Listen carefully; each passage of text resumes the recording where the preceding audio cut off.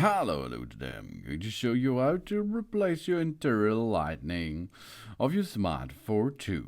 Maybe you can replace it to a new bulb or to an LED bulb as you like. First step, we remove the lamps with a flat tool. For example, this should be a screwdriver.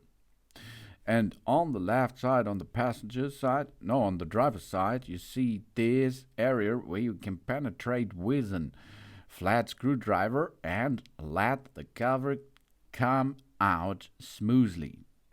If you unlock this cover, you can remove the cover gently. Oh, that's smooth and gentle. Good job. Now we can see the bulb. One is in the center attached here. So let's go and remove this bulb. We take the bulb to be replaced out of the bulb holder by using our hand. Push it and get it out. Here we are. Good job, man. After we removed the damaged bulb, we are going to insert the new bulb or the LED bulb into the bulb holder.